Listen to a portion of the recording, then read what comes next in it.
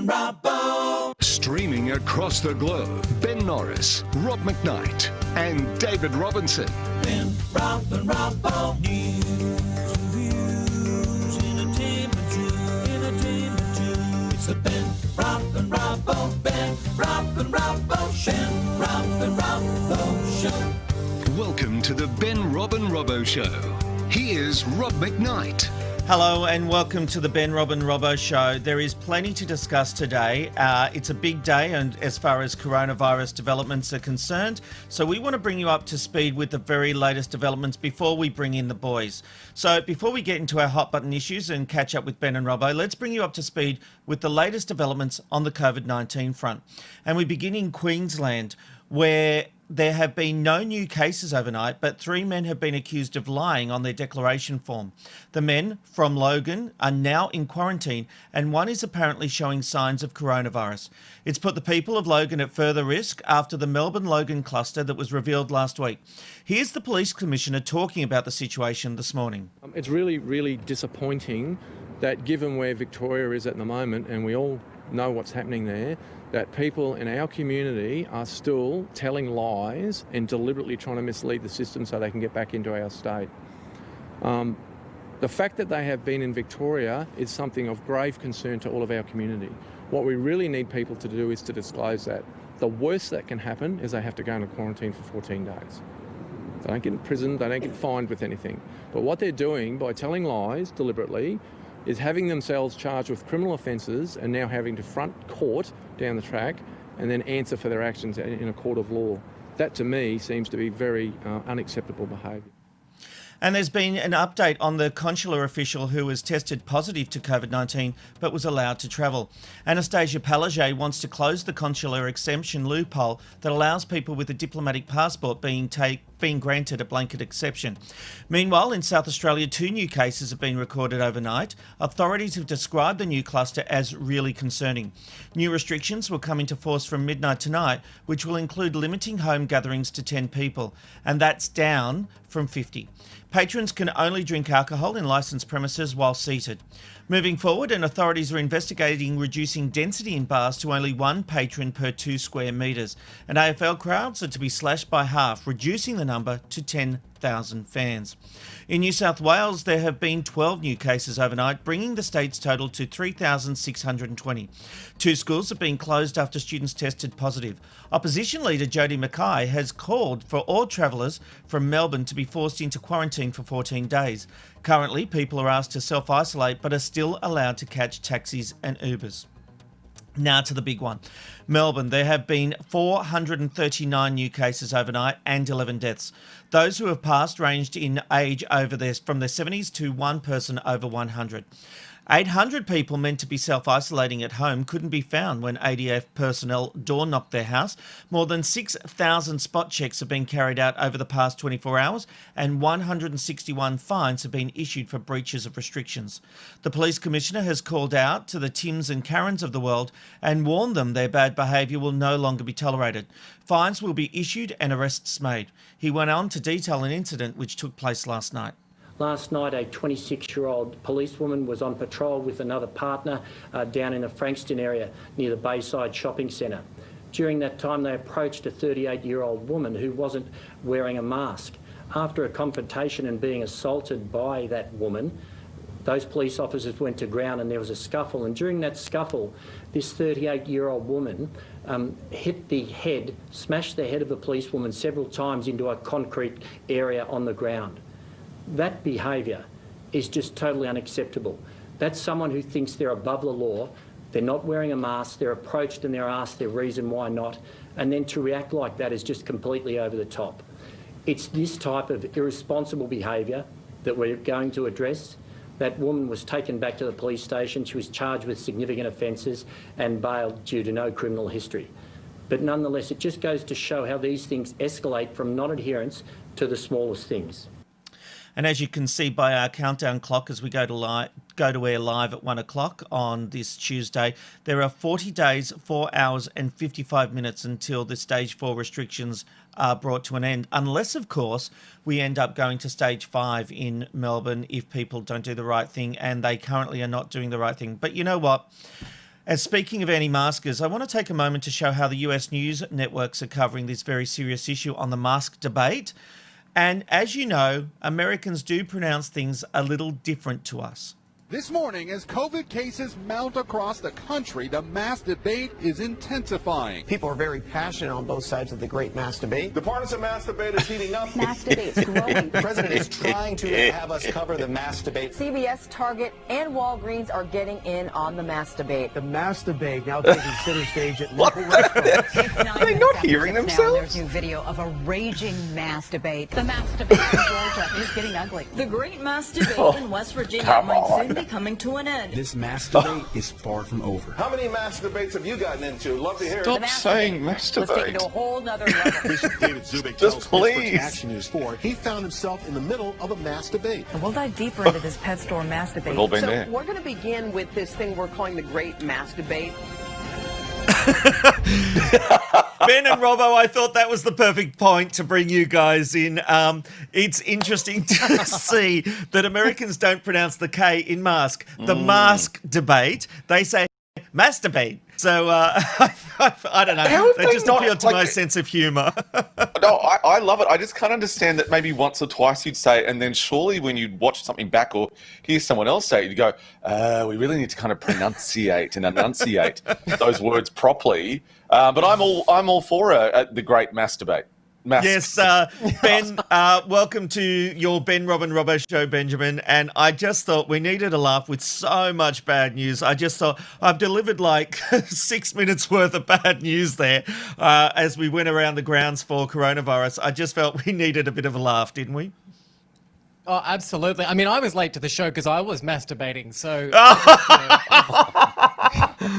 Masturbating. You were masturbating. I was having a masturbate. I mean, oh, God. Anyway, I was having some kind of a debate in the other room, but I'm here now and I'm very excited.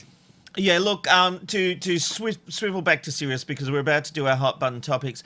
It was interesting to hear during that press conference this morning or just an hour or so ago from Victorian Police, how, you know, people who have never had a criminal history are now attacking police because the police are doing their job and asking people to pull over and show identification, and they're resisting arrest. Ben, this is really getting out of control, isn't it?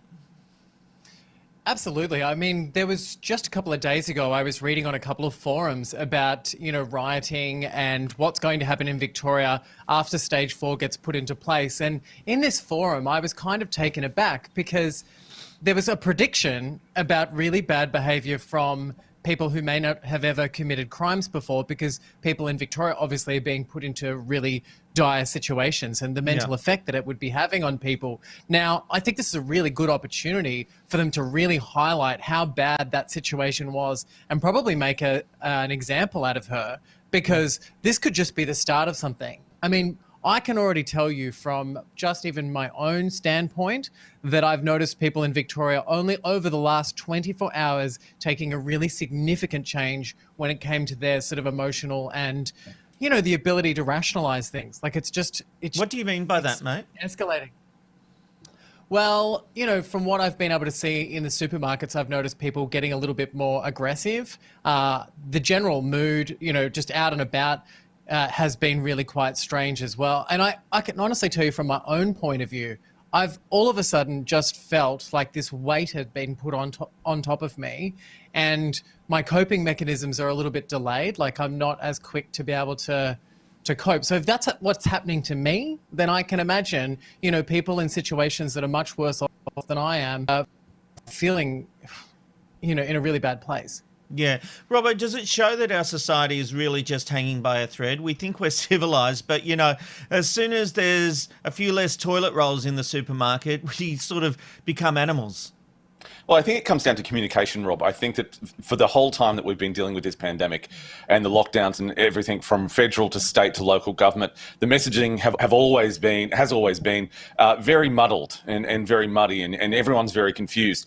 There's a thing about humans. They need to feel comfortable and they need to feel in control in some way. I've watched quite a few videos and read some articles about the fact of why did people panic buy toilet paper.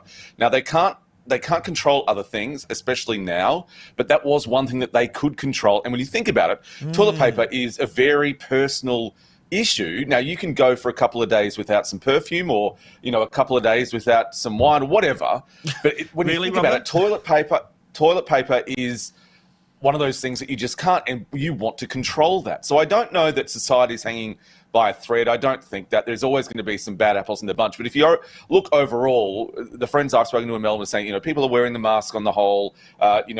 People want to do the right thing. So I don't think the society is hanging by a thread now. Okay, well, that's interesting. Well, maybe they're hanging by a ply of toilet paper. Well, maybe they are. Very good, Benny. I'll pay that one. All right. Look, it's just interesting that,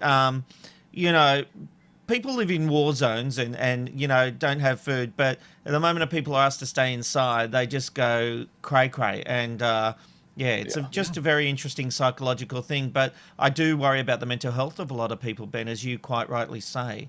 There are people struggling, and don't forget you can reach out to Beyond Blue or Lifeline. There are many organisations out there that can help you through this time. Please reach out. All right, let's move on. And there's growing debate over whether the two women who lied to cross the Queensland border should have been identified. In fact, some are calling their identification racist. Last week, Robbo questioned why these women had been identified but not others who had done the wrong thing. And it's an issue the ABC's Media Watch spoke about last night. Let's take a look. But others believe the brutal media shaming does more harm than good, as former LNP politician Ewan Jones told The Drum. There's so much downside to putting their photos in the paper. There's just so much downside. What happens, what's the Courier Mail going to do if they're walking on the street and someone backhands them, or someone spits on them, or they find out where they live and their family is abused? And there's so much downside to this. And Queensland's Human Rights Commissioner was also voicing concern. Already we have seen comments to deport them, send them back to where they come from, and worse, alongside appallingly hyperbolic coverage from some media outlets, branding them with terms usually reserved for people accused of treason and other high-level crimes. Sure, these women were stupid. Sure, they are culpable. But does the media need to lynch them and thereby encourage others to do so? Answer, no, it does not.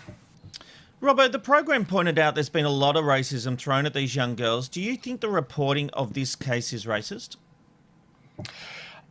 Look, complex issue here, I think. You know what? I was thinking about this. Yes, I think there's probably an element of that, knowing the Murdoch press and knowing, most mainstream media here. It's a fun story to latch on to, right? And I mean fun in inverted commas. The other thing, though, is I reckon if these girls were white but looked the same, had the big lips, bleach blonde hair, I almost think that they would also still be getting the same amount of coverage, because then you'd go down the dumb blonde kind of thing. Or if it was a really ochre Aussie bloke with a mullet and wearing a singlet, I think you'd also get the coverage. I do think that it's possibly more because they are women. I really do think that's an angle, and I also do think that it's because of the way they look. I think more than what the colour of their skin is. That's what I'm kind of leaning towards. Completely agree.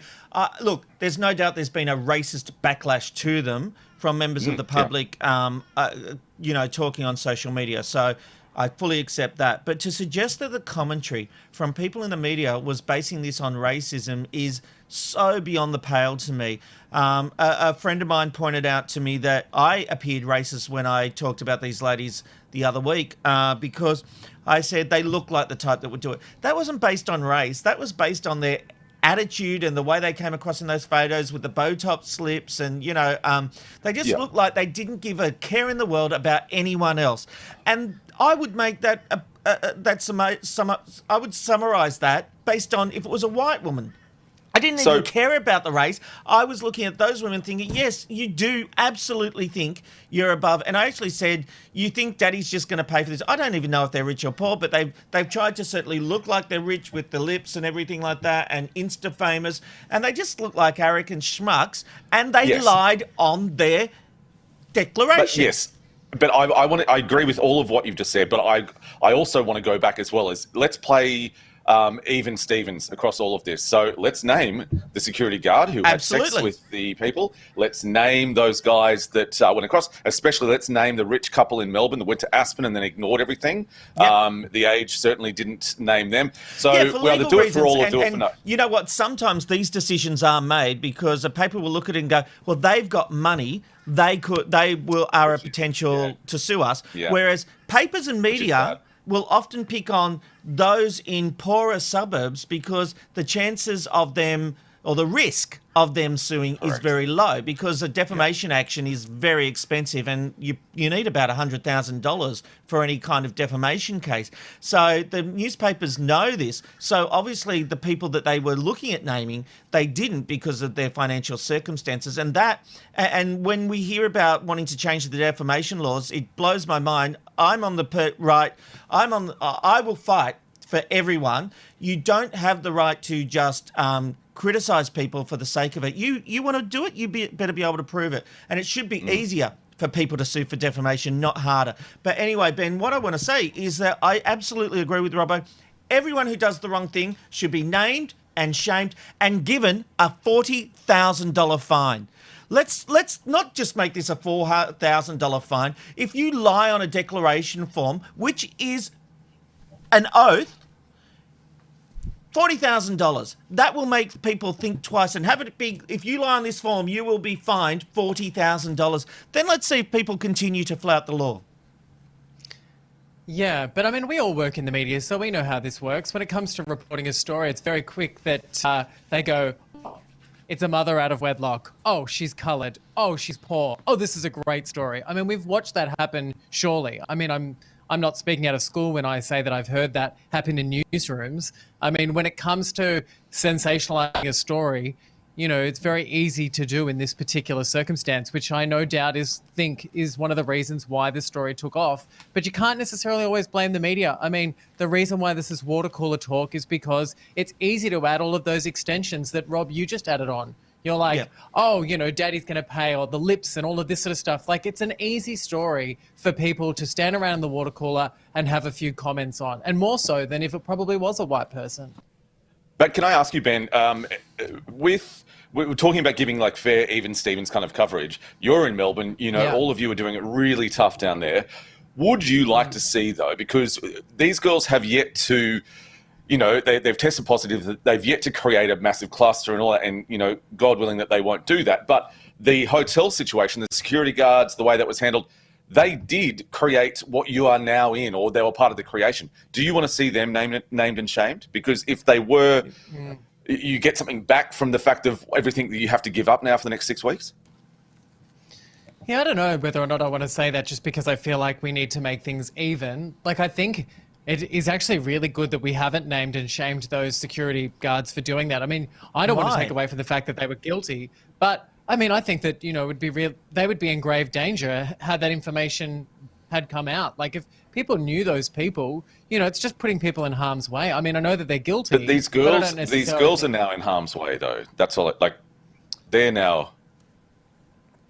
Yeah, but you could say that about any story. Hang on a second. That LNP guy that was in that Media Watch clip said you don't know if they're going to be hit or anything. You could say that about any story in the paper or online. You don't know how anyone's going to react to anything. So the moment you break a story, you could say you're putting people's lives at risk. How does that wash?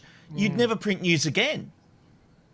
No, I get that, but I'm just saying that, can you imagine if the people that were responsible for the hotel quarantine outbreaks, can you imagine if those people's names were leaked and what would have happened to them? I mean, all of Australia would want them dead. Australia would want retribution and punishment based on the law. And, I just think we are in a pandemic and people are so far up their asses that they keep doing the wrong thing. And now that all bets are off. You do the wrong thing, $40,000, your name is put out there. No more protecting these people. We are killing people. People are dying, and you do not deserve protection if you are lying and doing the wrong thing. Pure and simple, man. I think the fines are right. I think that, definitely we need to be fining these people, up and above $40,000. I don't think that's necessarily the problem. I'm just making I was making a point originally saying that the reason why this story has sung as much as it has is because it has all of the elements. The media have made it sing, and also the public have chewed it up because of what it is. Yeah. You know, and I think that means that responsibility falls down left, right, and centre when it comes down to the fallout. However, when it comes to the security guards that were having sex with those people in the hotel quarantine, which are responsible for the leaks in Victoria, I wonder what the situation would be like had their names been out there, wrong or right. Well, just one major piece of information that I want to go back to in all of our COVID-19 chat is that yesterday someone on social media suggested the male version of Karen be Tim after the Tim the Tosser, the MP, the Liberal MP, Tim Smith. You'd love that. So you may have noticed in my intro back then when I was introducing the police commissioner in Victoria, I said the Tims and Karens of the world. So I noticed. I like it. we are making it a thing, and I'm so sorry. Off the top of my head, I don't remember who said it, but we're absolutely making it a thing. So go forth, Ben, Rob, and Robbo viewers, and say Tim and Karens of the world. So let's get this happening. Now, look, the man who successfully lobbied the cheesemakers to dump the name Coon now has his eyes set on milk. Indigenous rights activist Dr. Stephen Hagen successfully got the name scrapped because of its racial connotations, something he believes that Paul's branded milk Smarter White also shares. He says that Aboriginal people are saying that there's an inference that it's for smart white people, not for smart black people. Robbo, what do you think? Look, again, I'm not part of this minority community, so we'll say that right now, as we always do. We're just, thinking about our own beliefs and opinions, and also, being educated. With that said, I think there are far more important important battles that need to be fought when it comes to Indigenous rights in this country. Look, Coon cheese, I can understand, okay? Look, I said last time that I didn't think it should be changed, but, look, if it doesn't affect the majority, the cheese will still taste the same, then, if for those people it is offensive to, then that's fine. Change the name. It doesn't really matter. As long as the cheese keeps up the quality and the taste and what people like, tickety-boo. However, milk is white, and that is the very basis of it. I think that this muddies the waters. We've got a commercial when it was first launched in 2002. Let's have a look at that now. A bottle of milk, thanks. Low fat, no fat, full cream, high calcium, high protein soy, light skim, omega-3, high calcium with vitamin D and folate or extra dollop. I just want milk that tastes like real milk. This tastes like full cream milk and only 2% fat. Paul's Smarter White milk. Smart choice. I really don't think that there is any kind of inference that it's only for smart white people. It literally is a gimmick. There's not. What? This is just the biggest load of crock. I'm going to get into the fetal position in a moment. Yes. This, but sorry. You know what? What's also racist? White goods. They're completely racist. We can't use that term anymore. Come on, people. Yeah, I think that this, even the Indigenous LNP member in the Northern Territory said that this was ridiculous, that, there are, like I mentioned before, which I agree with her, that there are bigger fights to be had. Rob, you've made this point before on the show, actually, it is where you've got to handle these things sensitively. Now, is that the right or wrong way? Probably the wrong way, right? But that's just the way the world is. When you put off the majority, and this is such a contentious issue in this country and has been since white people got here, you need to pick the battles, I think, which is really awful for me to say. Now, for example, I don't like the word poof. I hate it. But I'm not about to go into, Harvey Norman's and furniture shops and demand that the foot poof or whatever it is be changed the name. I don't like it. You don't put putting your legs up on a poof. No, let's have the jokes in a minute. This is important. Sorry. But I find that offensive. I hate that word. But however, I understand that that's the name of something. Even more so, milk is white. It's a PR thing. I'm all for Indigenous rights. I really, really am. The Coon cheese, again, I'll repeat myself. I get it. Change it. But milk is white. They're not saying that people who are white are smarter than black people. It's just a gimmick. I'll finish. Do you know what I like, Ben, about the Black Lives Matter protests that are happening and in this country? It's especially the Sydney ones. They're actually run by smart, intelligent people who understand the issues and aren't getting sidetracked with this crap. And, you know, when that gentleman, I'm sorry, I can't remember his name, goes on television, he actually makes you think and question, you know, whether the protest should go ahead. You know, he's obviously for them and he makes a lot of sense about what he's doing. But this kind of crap gets mainstream Australia offside and stops people from getting on board. Nobody cares if it's called smart white. You know, as you said, Robbo, are we going to change white milk? Are we going to stop using white goods? You know, like, I feel like this is kryptonite to Superman with me at the moment. I'm losing my will to live because if this is what we're coming down to, let's protest the fact that Aboriginal kids and Indigenous kids are being locked up in jail at 10 years old. We've done a huge feature story. Go and have a look at that interview. These are the issues we need to worry about. I could not give a shit if white smart milk is called white smart milk. I tell you something, then I shouldn't be drinking it because I'm not a smart man. So I'll avoid Paul's white smart because maybe they're only tailoring. But that doesn't mean let them introduce black smart milk. And, you know, I don't know. Who wants... But it does... I don't know. It does nothing to the cause. I agree with you. It does nothing for the greater cause. And in Australia, pick the battles. This does nothing. It just doesn't. Well, I guess the people do have to sort of work out, you know, logically whether or not something makes sense. And I mean, this doesn't make any sense. Although I will go back to one of the points made earlier. And my white goods are racist because my washing machine is two colours, and I keep trying to maintain all the colours in my clothing, and they keep coming out kind of beige. So I'm like, maybe the white goods are racist. All right. Maybe? Okay. Well, look, if you've ever spent any time online, you'll probably be familiar with the trolls and online abuse. But there are continued calls, in fact, to ban anonymous Twitter accounts. The vast majority of online abuse is made by people who hide behind faceless profiles, and they can cause a lot of damage. ABC's Lee Sales recently compiled just a fraction of the abuse that she receives on a daily basis. Lee Sales is a lefty piece of shit. Remember how she behaved like a cavorting whore when she interviewed that dumb Malcolm Turnbull? She is in desperate need of a vibrator. Sales is regularly targeted by misogynistic trolls. When she tweeted 2 years ago that Malcolm Turnbull would be her guest, one responded, "Get your knee guards out." And if that's too cryptic for you, this should clear it up. Sales virtually goes down on her knees to give any lib an on-camera blowjob. But as every female journalist knows, Sales is not alone in suffering foul abuse. Last Sunday, News Corp political editor Annika Smethurst appeared on Insiders and was hit with tweets like this. Who gives a fuck what this cow thinks? And back in 2018, another twit told her, I could call you a c*** or a slut, or any number of other abusive terms which would only barely describe what a hopeless, despicable person you are. And mostly it is personal and sexual. When it was revealed Sunrise would be sued for an ill-judged interview on The Stolen Generation, Instagram trolls sent host Samantha Armitage vile messages like these.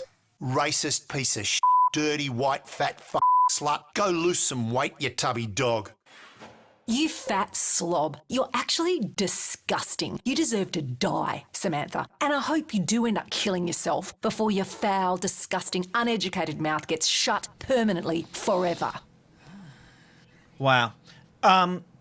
Media Watch getting a good run on the Ben Rob and Robbo show today. But look, there. I was going to say, you sleeping with that man? Look, I sometimes feel the ABC needs a bit of a leg up from us. So, you know, a helping hand from our massive internet show. But look, there are also arguments on the other side. For some, like those suffering domestic violence or young LGBTQI people, and anonymity is important and powerful, giving those a much-needed voice. It's certainly a tough one. I've got to say, Ben, I'll hear what you have to say first, but do you think anonymous profiles should be banned? Yes, I really do. And I think that there's more bad happening from anonymous profiles than good. You know, like people are so willing to hide behind their keyboards as we know them as keyboard warriors. And the thing is, it is a toxic culture which started from, the term troll was a term that was created, and not because of the trolls that live underneath a bridge, but it became this thing where you would actually attack someone for sport, and that was a way of being accepted into a group of other trolls. So, I mean, the origins of the term troll are essentially bad, and now what we are seeing is that most trolls have a picture of, say, a flying eagle or, not their face. People need to, if they want to be on social media, be accountable for who they are and what they look like. And I think that it's just a cowardice move. And I think if we were to make people accountable for what they look like and who they are, I think that the toxicity that's on social media would decrease. I couldn't agree more. Robbo, the thing I always find hilarious is when a John387654_287 says to me, we'll have a go at my morals or the way I am as a person and judge me when I'm out there. Rob_McKnight on Twitter. You can find me pretty easily. If I have something to say, I say it with my name. The people who are likely to attack are not quite so... well, they're cowards, really, is all I can say. They won't come out and say what they want to say using their real name. They are piss weak, spineless cowards, assholes who hide behind this kind of brick wall where they don't give any of their information. Now, a couple of things here. You have said, and Ben, you've said on the show before as well, that you've been the victims of, online abuse because your name has been out there. But I've actually had people who have created profiles to then troll me publicly for things that happened in the Studio 10 office. Now, that's a whole different kind of level because I wasn't saying something, I wasn't doing anything publicly that would warrant that. But that's the kind of people we're dealing with. This is the thing. So Twitter, that means that you're saying it's someone from or that works within that building. Well, it would have been because they only knew things that I was saying in the office. That but it could also be Chinese whispers that move forward. Anyway, it can happen to anyone. It's not just something that happens when you put something publicly. It can happen, at any point. Twitter is a company that is worth $3.46 billion. Now, what I'm going to say is this: hire some staff. And when things are reported, when profiles are reported with no photo, then they are banned. If they are not doing offensive trolling tweets, if they are just someone who is a domestic violence victim, if it's LGBTQI plus people that just want to, kind of tentatively open up about their sexuality, that's fine. You're not going to target them. But Twitter needs to do more. Twitter is the gutter of the internet, and they need to do more. Banning anonymous profiles when they do shitty things. It's as simple as that. If you're worth $3.46 billion, then protect the people that you're making money off. It's not just Twitter, mate. It's Facebook as well. These are very powerful companies. That doesn't... yes, okay, so... No. Social media. Robbo, I'm now just making...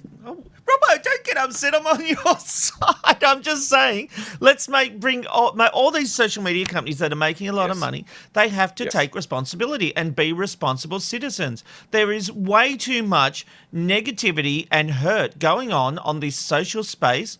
And Twitter is a big place of it because Facebook is predominantly friends and family, whereas Twitter is just any old random a-hole who can come after you.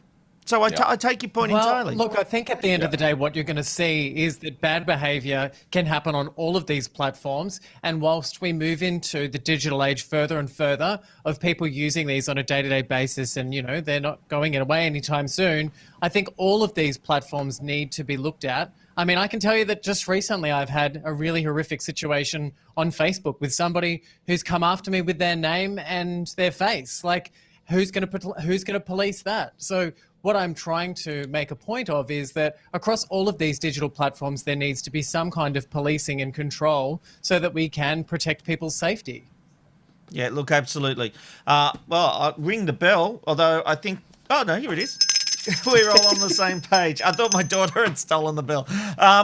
Look, we are going to go and visit the Ticker newsroom for the very latest headlines. Coming up, Sam Dastyari is going to talk about the big political issues of the day and cut through the BS and raise an interesting issue of whether we should be paying taxes to help those who are suffering from coronavirus. We'll also get the latest entertainment news from Ben, and the Ellen scandal just won't go away. Look at the smile on my face, because this is getting deeper and deeper the more she tries to dig out. I love it. So anyway, I know. I didn't know I could do that. She really loves it. She really loves it. Watch out, you. All right. But for now, let's go to the Ticker newsroom. I'm Aaron Young, you're watching Ticker. These are today's top stories. The new Stage 4 restrictions in Melbourne will see 250,000 workers stood down. The restrictions will close all professional service offices, most retail, limit manufacturing for 6 weeks, and it comes as the Victorian Premier announces there have been 439 new cases of coronavirus overnight and 11 deaths. Also making an announcement today that in fact people who are in self-isolation will not be allowed to leave the house, even if for exercise.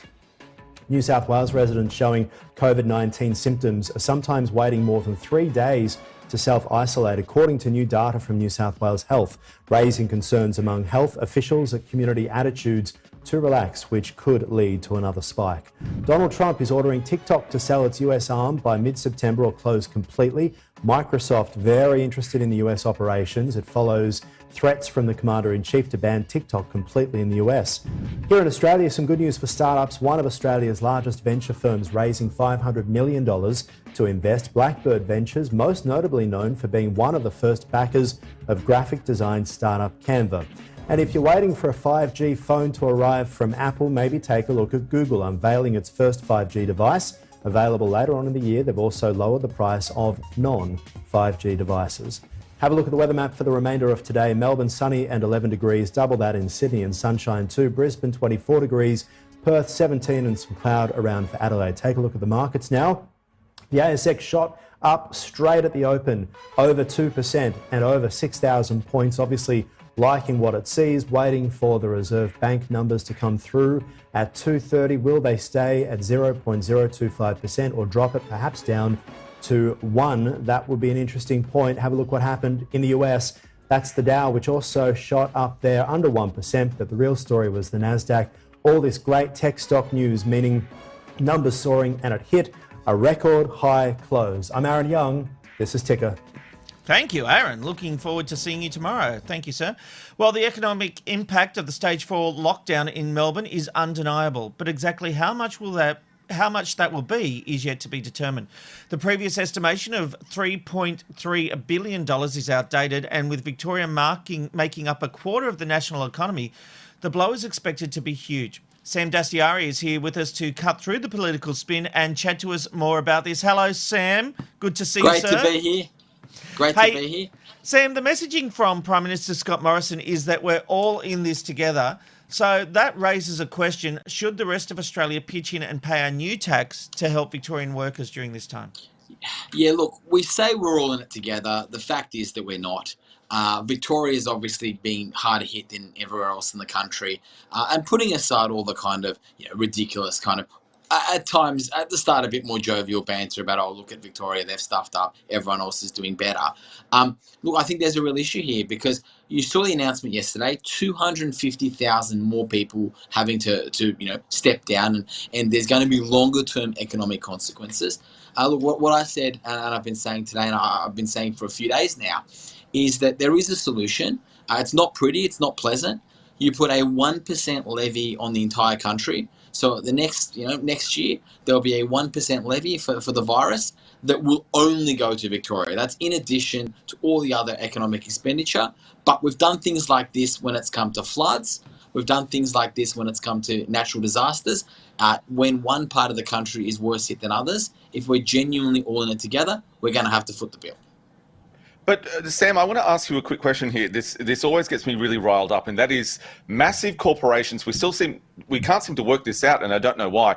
Apple and Google do not pay their fair share of tax in this bloody country. So is it not unfair, especially in this time when we're all doing it tough, Victorians are doing it tougher, where we actually bloody start making some leeway and taxing these bloody bastards who take billions of dollars, don't pay their tax. They should be, like, step up. Sam, your thoughts? Look, that has been... They're two separate issues, right? Where I want to be a bit careful is when we turn around and say, just, do the big tech giants, that's a whole separate issue about how they're not paying tax. And just so kind of your listeners and viewers get a sense of it, the way they don't do it is that they really it's really about cost shifting. And there's many ways of doing it. But a very simple way of doing it would be this. Let's say an iPad gets made for $15 US, right? In terms of everything that's in it. I would then sell it to my Singapore company for $88. Then Singapore sells it to Australia from $88 to $888, and they sell it to Australia for $950, right? And then where has all the money been made? The money's all actually been made in Singapore, so I'm not really paying as much tax. I'm paying, a 4, 6, 8% tax rate, depending on what deal I've done with the government, and I'm not paying tax in Australia. They're the kind of, it's a bit more complicated than that these days. That's a simplistic look at how it's done. Look, that is a serious problem, but the issue is this. Tackling that problem isn't the immediate issue. The immediate issue, and there's a whole bunch of WTO and world trade and international tax avoidance issues tied into all that. But if we're going to be realistic and fast about this, it's going to have to be something like a blanket 1% tax. And the bigger issue here is the rest of the country prepared to pay for Victoria to get special treatment? And I think they need to. Yeah, it's a hard one. It's a hard one, Sam, because a lot of people are doing it tough. So, adding another tax to people on middle wages or lower wages. Look, it's not easy. I agree with you. It's not pleasant. It's realistic. And I think there's a lot of, well, it's the Victoria, it's their problem, it's this and that. The reality is this. I mean, today it's the virus in Victoria. Tomorrow it could be a flood in Queensland. It could be the virus as well. It could be a national disaster. It can be anything. But, sometimes it's put up or shut up. There's a lot of talk around we're all in this together and we're a nation. And I do see your point with that. Yeah, Ben? I was just going to say, what's something that we've seen before in history where money has been allocated to a state because of a particular situation? Because I'd also like to know, we've had the bushfires at the start of the year, but then you've also had COVID-19 affect Victoria badly. When it comes down to allocating which states need to be looked after, I mean, how are they supposed to deem which one is more, in need of money than another? Yeah, look, they're not easy decisions to make. I mean, what you're referring to then with the disaster relief funds, as you can imagine, have naturally been focused very heavily on the eastern seaboard. If you remember a couple of years ago, it's about 6 years ago now, there was those terrible floods up in Queensland, and there was a whole bunch of federal money that essentially went specifically to kind of, I like the term bailout, but for supporting them for their rebuild. I think it's about 7 years now, to be exact. It happens a lot during national disasters, where you essentially pick one part of the country and put your funds there. This is a bit different. Where it's a bit different is in those situations, nowhere else in the country was really impacted. One part of the country got impacted. Here the difference is everywhere's impacted. It's just that Victoria's been impacted a lot worse. And there's a separate debate about who's to blame and whether it was the government and what happened in hotel quarantine. And we've talked about that all on this show before. But that doesn't really change the fact that if I'm one of the 250,000 people who just yesterday got the bad news, or if I'm a Victorian family who's really, really struggling with Victorian business, should we specifically bail them out or not? And I'm saying we should, but again, these aren't easy calls because government can do this thing that's really pretty and easy, where they just talk about the money. But if we're going to be honest, we also have to talk about where it's coming from. So, Sam, is this a question, and I'm not leading you down here, but is this a question of leadership federally, where does Scott Morrison and does the federal government need to do more about uniting the country and saying, Victoria is not a separate country here. Victoria is part of our country. They contribute greatly to the national economy. Where should it come from, this way of uniting everyone saying that we should do the 1%? It has to come from the federal government. It's the only place it can come from. And also, too, it's got to be a little bit honest. A lot of these things, we tend to be a bit dishonest as well. So when we do these bailout packages and you talk about JobKeeper and these things, there's always a little bit of talk about, oh yeah, we're going to have to pay for it later and this and that. I actually think the Australian public would be a lot more supportive of some of these measures over time if we're just frank with them and said, look, okay, Victoria's in a serious situation at the moment. Their workforce is going to need a proper bailout. Just to give you a sense of the figures, a 1%, this is a very, very rough figures. You're looking at about $1.5 billion. It'd be $1.5 billion job creation fund. That's what you're looking at here. It's not small, but it's not the biggest thing ever. But yeah, to go to those kinds of programs to say, how do you restart an economy at the end of this? Because you don't want to be in a situation where one of your major cities is going to have an unemployment rate maybe 2-3% higher than the other kind of comparative cities. We just cannot let Melbourne die. Sam, I want to move on for a moment and talk to you about the politics of the pandemic, and especially a favourite of ours here, Tim Smith, the Victorian MP. I want to play you a clip of what he said yesterday on Sydney's Ben Fordham show. Daniel Andrews has declared a disaster because it is a disaster caused by him and his ministers. I mean, let's just be frank. These ministers and Daniel Andrews have blood on their hands. They have so monumentally failed the people of Victoria. People are dying. People are dying because of their total and utter criminal negligence with regards to hotel quarantine and then their inability to perform basic contact tracing over the last couple of weeks. Sam, talk to me about that. Here's what's happened, right? Tim Smith suddenly got national media that he's never gotten before. He's gotten very excited by it and he's got carried away. Now, someone who's pursued a headline like you wouldn't believe, there used to be a saying, the most dangerous place in Australian politics is between Sam Dastyari and a microphone. As someone who's, I'm talking to three kind of media junkies here themselves, three of you have not been shy of headline. At one point, there'll be a Daily Mail article that'll get published that doesn't include a quote from Rob McKnight. Don't have a go at my friends at the Daily Mail. No, I'm having a go at you quite clearly. But this is what's happened. You pursue a headline, you start getting attention, and then to keep that kind of the adrenaline hit that comes from it, it's always about you got to go one step further, one step further, one step further. And look, the game Tim's playing, which is a smart game for him, has been, I will get as much media as I can for anything I can. Hopefully at the end of it, people will just remember me as a name. They won't remember the specifics, and I will knock off. So you don't think they'll remember him as a dick? Like, No. I think he's gone too far. I'm saying the strategy was, right? Yeah, be a bit of an attack dog, be a bit out there, build a bit of a name for yourself. You can always repair a little bit later. It will be easier. What's happened now is he's gotten carried away. He's gone too far. During a pandemic. Some of these quotes, the rhetoric's going to hurt him, right? I mean, he's been very smart up to date. I mean, up to now, and again, I'm not a fan of his. I'm not a fan of his politics. Where I think he was clever was in a opposition down in Victoria, while the government in Victoria has obviously been struggling, that's been on its knees. He's the only one to make a name for himself. Like that Michael O'Brien, who's the leader of the Victorian Liberal Party, mate, I reckon... No one else knows him, Well, they wouldn't even pick him in the lineup. I'm not too sure what he looks like, right? Yeah. And but look, Sam, down the line... Sam, down the line, what I will say, though, is that this culture of being sort of outrageous on Twitter just to be able to be heard, has been rewarded. It's been rewarded by people following these types of people. It's been, I know, but let me say this, and I think it's very clear that when the country goes through something like COVID-19, this man just seems really out of place right now. Like, it's like, are you joking right now with coming out and saying some of this stuff? Okay, well, here is the unfortunate disconnect, and our political system can't rectify these two problems.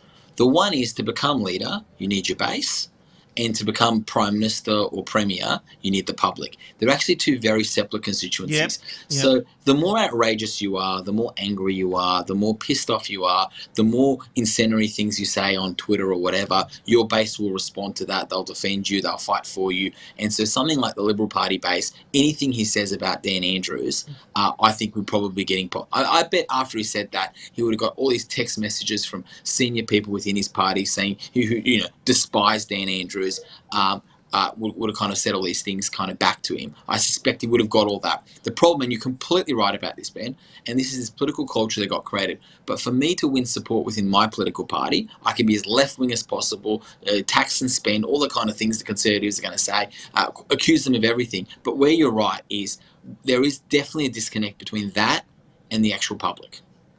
But Sam, at the end of the day, one thing that you've forgotten to mention, and that is authenticity, and that is that there have been people in the past that have said outrageous things on social media, but as long as they are authentically spoken, then it may have some cut through. Now, what I can see from this guy, Tim, is he is genuinely just looking for some outrageous behaviour. Yeah.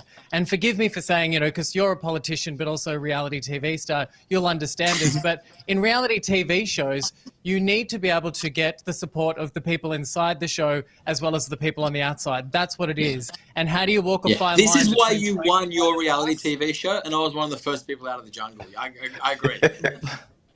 Well, if you ever go back in time, Back to the Future style, come and ask me some questions. I'll help you out. Okay. But what I will say is that, and when I won Big Brother, I said this, you could be a good person or you could be a bad person, but as long as you're authentic with your emotions, people will still like you. You know, and I was not necessarily the greatest in my competition. You know, I definitely didn't do the best thing by everybody. But I think that's the thing with Tim and a lot of these politicians at the moment is they're trying to make a name out of themselves by being something they're not. You know, they're just trying to be outrageous. And what I'm saying is, I think the reasoning is that the short-term reward structure and the long-term strategic play are disconnected from each other. And people like Tim, you're completely right, get caught out by it. You know, that's why, you know, as much as, you know, everyone has their views on Trump, most of them aren't kind of pleasant or positive. There's something definitely genuine about everything that he's done and said. Again, I don't agree with it. In fact, it horrifies me more that it's not fake, that he really believes it. But you're completely right about that. But while people out there will cry and scream and say, rightly, we want authentic politics, we want authenticity in our Australian politics, unfortunately, the reality is the political system isn't built to deliver it, and the internal rewards within the political system aren't geared towards delivering it. It's fascinating, Sam. It's interesting. We were talking about the fact a little earlier that we have our viewers who have given the male equivalent to the Karens of the world are the Tims of the world, and that's purely based on Tim Smith. So he's certainly made a name for himself, but I think this is one of those situations where it won't translate. Authenticity is important, and I think he's being very authentic by being a bit of a knob. He's just a dickhead. Anyway. You know, Sam, thank you very much. I love our Tuesday chats. So much, we'll see you next week. Thank you. Thank you, sir. Thanks, guys. Thank you. All right. We want to get a hit of entertainment now. And who do we go for entertainment? Betty Boy! And Ben, will it be curtains for Ellen? And who is jumping into her defence? Well, Rob, you know, it would seem after a few reports that Ellen DeGeneres wants to quit her show now because she feels betrayed by, you know, these massive leaks that have come out of what has been named as a toxic workplace. Now her wife, Portia de Rossi, has come to her defence, which, you know, I would say is really delayed because at the end of the day, I was expecting that Portia would have come out a little bit sooner. But look, yesterday afternoon, Portia took to Instagram and posted in a bold baby blue iconic saying, "I stand by Ellen." Now, the graphic was quite simple, but then the hashtags that were following were also quite supportive. Hashtag I stand with Ellen DeGeneres, hashtag I stand by Ellen. All of these hashtags that were all there were pretty much summarizing the same thing. I would have expected that Portia may have come out with something a little bit stronger than this, but it would seem that Ellen's now thinking it's a good idea to quit rather than be fired. Well, interestingly, Ben, the stars have not come out to support her. In fact, the only stars coming out are the ones to say she's a nightmare behind the scenes. Up here in Brisbane, we had Neil Breen, he does the breakfast show up here on 4BC. He was the old executive producer of the Today Show and talked about the fact when he sat down to do a sit-down interview, Richard Wilkins was interviewing Ellen, he was told he could not converse with her. He could not look her in the eye. You know, like, that's not the hallmarks of a nice person. And the fact is, all these celebrity friends that appear on her show, none of them are standing up and saying, no, Ellen's lovely. It's quiet. Well, I'm going to call I'm going to call bullshit on that because I actually met Ellen DeGeneres about 5 minutes after that interview has taken place, and she came straight up to me and had a conversation. I'm an absolute nobody. I spoke to her for 5 minutes. She was so lovely. She looked me in the eye. She had no minders trying to push me away. No, I'm not saying Richard Wilkins. I'm saying Richard Wilkins, producer, who was the executive producer. Why would he have to lie about that? That's not bullshit. That was his experience. People love to jump on it. No, people love to jump on this stuff I know now. Neil Breen, and I'm not going to accept that he's lying about this. I'm just not. Yeah. I'm just going to say one thing quickly. Ben, you were on camera. So automatically people like Ellen will go, oh, well, he's worthy of being spoken to. But when there's a producer, or even if it's the EP of the show, it doesn't matter. They're ignored because they're not up on that level. So the moment that you're not in front of a camera, you lose. But you know what? I was not in front of a camera. I was at a cocktail party in a hotel room. So, different situation. I thought you were there were rules set down for these interviews. Yeah, that's a mess. I thought you were interviewing her, that's all. It's very easy for people to jump on. Look, I'm going to come to Ellen's defense, and what I will say when I come to her defense on this is, you know, I'm sure that she has turned a blind eye to some bad behavior and some toxic behavior happening in her environment, and I think she probably, over time, you know, has tired of doing this show, and maybe she should have pulled out, you know, before all of this happened. But we can't all be good people 24 hours a day. And I will say, other people love to jump on stuff like that. Yes, you can, but you can't treat people like shit. You can't be racist. These are all of the allegations. You can't be dismissive. No, she's not being accused of being racist. Her team members are, the executive producers. I'm talking about the general idea. But she's basically a bitch, Ben. Why you know, like you were in a cocktail party where she was putting on the charm and she was interacting with people. She was working the room. Why are you both frothing over this? I don't understand why you're frothing over Ellen's downfall. Like, it sounds to me like you both are rubbing your hands together and wanting to celebrate. No, I don't know what you mean, Ben. I don't know what you mean. Can I quickly say, it's not about that at all. It's about the fact that if you've got this on-air persona, so all of these things go against her. If you've got this on-air persona of being kind and lovely and wonderful, that's fine. If you're the head of the production company who makes it, if you're the big boss, if everything has to go through you, then you need to be held accountable for what's happening below you. I don't believe that if these allegations are true, that Ellen knew nothing about them. There is reports today where she apparently giggled when the EP was screaming at a crew member, and she kind of had a little giggle. That's not a nice person. And if anyone took complaints, they knew they'd be fired. And the production crew are not allowed to talk to her. And let me tell you, on any show, it is unbelievable that the star of the show doesn't talk to the production crew. Oprah, yeah, that's right. Talked to her production crew. She knew all their names. Ellen comes in. Apparently, no one's allowed to look her in the eye. That story keeps coming out, Ben. And they don't allow it. I've worked with Australian entertainers who are lovely people and are very well celebrated, and also have had in their contract that they don't want to interact with production. Well, or that's not even that's the cast not of the nice. show. That's not a nice person. Okay. In my book. I just think that there seems to be a lot of people wanting to jump on this and celebrate Ellen's downfall without actually witnessing anything for yourself. A bit of he said, she said, and it's all now... It's not he said, she said. There are a lot guy of people came on who are Twitter and said, I will donate money for every bit of goss I get about Ellen, you know, in negative, because he had a bad experience, and he had to stop it because he couldn't afford to pay the charity what was coming through. And it was all these stories about what a bitch she is. Can I just say this? Okay, can I just say... I know that you're all talking and reacting to the lynch mob coming after Ellen at the moment, but I'm just choosing a different opinion. You know, that's all I want to say about this. But your opinions aren't based in facts. You're not listening. There is overwhelming What do you mean narrative. my opinions aren't made in fact? Because what are you there is talking about? overwhelming because I've actually evidence. Met this person. I've seen her being a really lovely person. Yes, in one situation where she was working the room as part of her Australian tour. What you're not talking about is the fact that employee after employee after employee after celebrity. Brad Garrett, who starred in Everybody Loves Raymond, came on and talked about his experience about working with Ellen and said she is nasty. You know, like she's not a nice person. And the fact is, they're the facts you're ignoring. There is overwhelming evidence. You know, if it's one or two cases, you think, yeah, she had a bad moment. This is not one or two cases. This is a stream of consciousness that is flowing out about this that just leads to all roads. Ellen's not a nice person. She is the antithesis of what she projects. But why are you so excited about her downfall? I'm not excited about her down store. I just love a good entertainment story. Yes, you. Doesn't mean I'm not allowed to talk about it. Do you know, a little bit earlier, you were like, yes, I can't wait to talk about this. You know, yes, because I love the story. I love the story because people in Hollywood have so much power. And it's just interesting to see the way this is unraveling. And, you know, she's held a grip for 10 years and she's been an amazing performer. And there's a glow about Ellen. But the simple fact is that something has twisted and she's treated so many people so badly over the years, the house of cards is coming down. And that's why I'm like, can't wait for it. You know, like, this is a gripping story to me. It's the entertainment story of the year. Yeah, well, I will just say this to you. I think she's in a world of pain. I think whoever has been upset working on that show has been in pain. Of their own doing. No, I don't think one person is not responsible for this. It's just not true. But she is responsible for the actions. Amanda's giving you the wind up. We're not getting to any more entertainment. We're wrapping up the show anyway.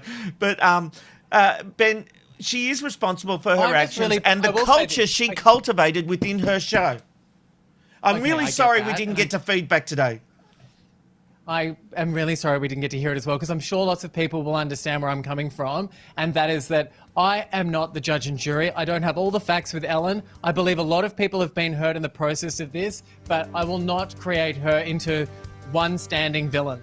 There's no one Darth Vader in real life. I don't believe that. No, that's not to say she can't be a nice person. Look, we are over. How did we do 10 minutes on Ellen? We've got to go. That's the end of the Ben, Robin, Robbo show. Can we talk about Ellen once it's finished? We'll keep going. Okay, all right. We'll see you tomorrow. Thanks for watching, everybody. Bye, everyone. Robbo, Ben, Robbo Show.